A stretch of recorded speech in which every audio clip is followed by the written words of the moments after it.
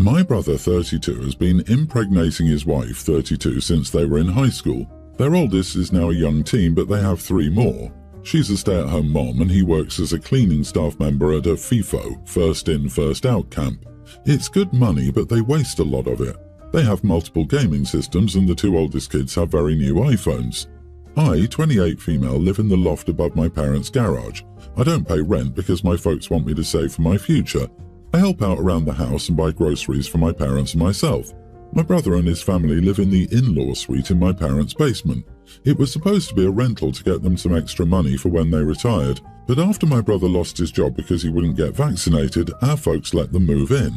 I also love to buy my parents gifts, but my brother and his family always needed exactly what I happened to give them. For example, I brought my mom a very colourful bag from Colombia called mochila. It is a woven cotton shoulder bag made with very vibrantly coloured yarn. My niece, 9, saw it and wanted to use it for a project at school, where she promptly lost it. I got my father a bottle of Van Winkler bourbon since he loves to have a drink after a long day. My brother and his wife found it and drank it mixed with orange juice because it was so strong tasting. So now I do other stuff. I took my mom to go to see Anastasia and I got us excellent seats. No one else was invited. I took my dad out for a steak dinner and then to a speakeasy in our city and treated him to a $160 cocktail. My parents love doing these things, but won't waste money on them. I keep the groceries I buy in my loft. I will make my meals for my parents and have them over, or I will bring the ingredients and cook with my dad. My brother started asking why I don't leave the groceries in the freezer, fridge or pantry they have access to, and why I stop buying my parents gifts. He says I live there for free and should give our parents more. I asked him how much money he was paying them in rent, or how he was contributing to the household, and he said he was tired on the weeks he was home and that his wife and kids were too busy to help. I work a full-time job, volunteer at a cat rescue, do theatre sports as a hobby, and still manage to help with yard work, housework, errands, and helping with my grandmother, who's in a locked-in facility for dementia patients. I pointed this out and he said I was being a little witch. I said I wasn't stupid enough to leave anything around that he or his family could steal. Now we're fighting and my parents are upset. His wife called me an idiot for not sharing the treats I bought for my parents. I can afford to buy treats for my parents and me, but not for 5 more people who don't contribute. Am I the idiot? Not the idiot, that's actually clever. I'd keep that up. Sporting events, movies, more dinners, shows, and any kind of experience rather than effects that can be stolen. As for your paying rent or not, that is between you and your parents. None of your mooching, stealing brother's business. You could always tell him a porky pie, and he wouldn't be any the wiser whether you were paying $1 or 5,000. Of course, you shouldn't buy treats for your brother's family. That is his duty. In the long run, I don't think you'll be happy in that house as long as your brother is there. You have to figure out which of you will move out. I find it ridiculous that a man who can father half a football team has had to move in with his parents. He should actually be made to keep it wrapped up. Right?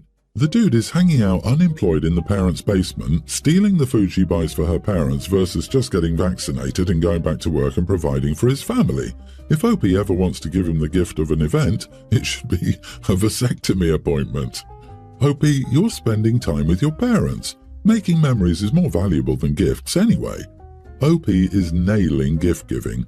The fact that Bro and his family can't steal anything gifted is just a sweet bonus. Honey, be sure to always keep your loft locked and don't let anyone have a key. If you give your parents a key, your brother will weasel it out of them and then rob you blind. I, 30 male, have been married to my wife Naomi, 29 female, for 3 years, but we've been together for over 10 years and we're expecting our first child together. Naomi is currently 6.5 months pregnant, and I'm not going to lie, but her pregnancy is considered high risk, and our doctor advised her to avoid any stressful situations because of it. About 6 months ago, my sister Kate, 38 female, bought a newly built house with her husband Bob, 40 male, so they can accommodate all my nephews, nearly adult male, teen female, pre-tween female, and toddler twins. Their house has 6 bedrooms, and an extra bedroom is used as Bob's hobby room. Bob is very into insects and spiders, so he has a few tarantulas, cockroaches, etc. Now to the issue. The latest survey has discovered that Kate's house is unsafe to live in due to construction issues. I don't know why it hasn't been picked up earlier. Still, they have nowhere to live and have started a legal battle against the company responsible for building the house to get their money back. Currently, they cannot afford to buy another house or rent as prices for the places to rent are way too high in their area. Due to this, my sister has asked me if they can temporarily move in with Naomi and me since Naomi inherited a large house from her parents. It's an older Victorian house that still requires a lot of work. So far, we've only replaced all the windows to keep the warmth in.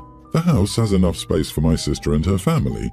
I said they could move in with us as long as they don't bring their tarantulas and other insects with them, as my wife is terrified of spiders, to the point of passing out or having a severe panic attack, and Bob has them escaping frequently. Bob refused. This resulted in a massive argument where I was called an idiot for not providing my sister and her family with accommodation at the time of need over some spiders. Am I the idiot here? Excuse me, you are providing your sister and her family with accommodation at the time of need. Her hubby is refusing those accommodations over some spiders. Not the idiot. If Bob's priority is his cockroaches, not his kids, that's on him. Tell your sister that she and her kids can still move in if they want, and Bob can sort him and his bugs out on his own. It's absolutely fine to have boundaries and rules when you help someone like this. Well, I guess they must not be that desperate if old Bob refuses to rehome his pets. They have choices. Bob lives in his car with his insects, or they all live in a car with his insects, or they convince someone else to be kind enough to take in a family of 7 plus an insect collection. I wish them luck with this one. I understand that pets are important, but so is family. His pets don't take precedence over your wife. Hope he is a saint even to consider taking in that many people, even without the pets.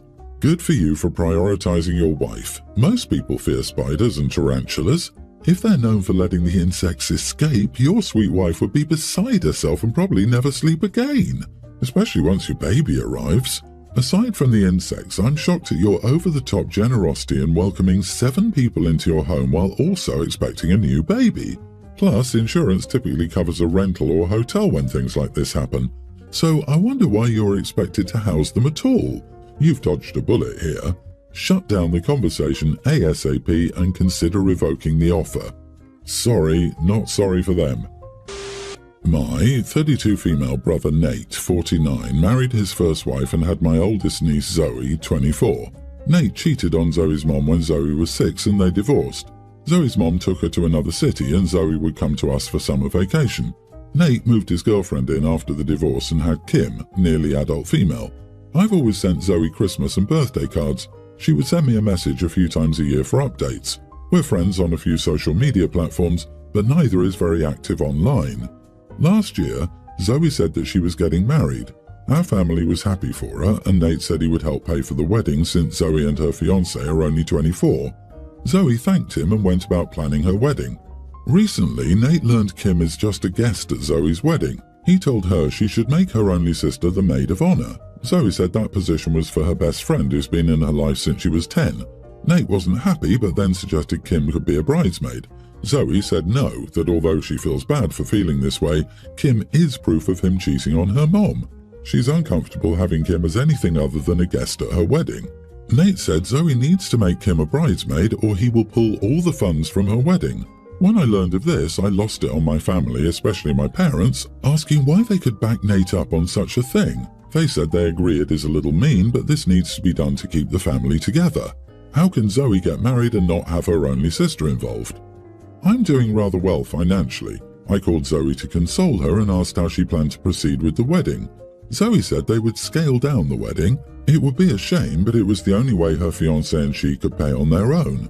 I asked for the difference, and since it was only just over $10,000, I told Zoe she could consider it a wedding gift from me, and she could have her dream wedding. Zoe was ecstatic. She said I gave her the ability to really have her wedding the way she wanted it. My family was mad at me when they learned what I did. Kim was crying and said she was looking forward to being a bridesmaid at the wedding, and I ruined everything. Nate said Zoe wouldn't even let her walk her down the aisle now, and my parents added that all their extended family and friends would talk about how dysfunctional our family is. My family gave me so much grief that I wondered, am I the idiot? Not the idiot, you're a saint. Zoe isn't snubbing people or making it a big deal to exclude people. She's just not going out of her way to appease other people's unreasonable requests for her wedding. And the fact that Kim said she was looking forward to being a bridesmaid at the wedding and saying you ruined that means that she was promised that her dad would be able to manipulate Zoe into giving her what she wanted. That doesn't sound like a loving father or half-sister who's bothered or hurt by the lacking relationship with Zoe.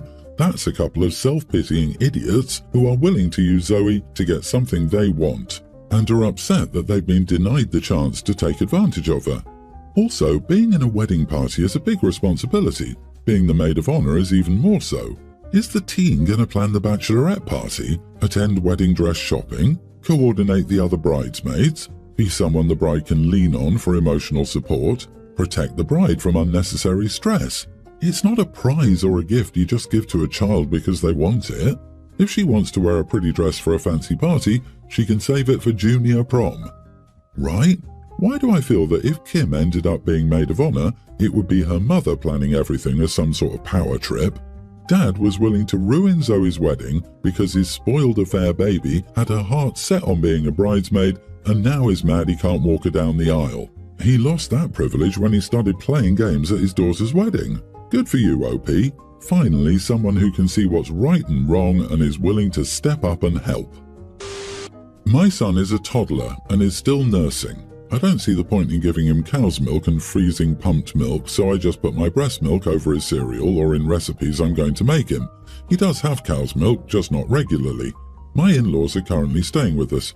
This morning I put my son in his high chair, fed him his cereal, and left him to his own devices. My father-in-law was in the kitchen, so I left to wake up my oldest. Anyway, I bring her down and find my father-in-law finishing my son's cereal. I laughed a little but went along with my morning.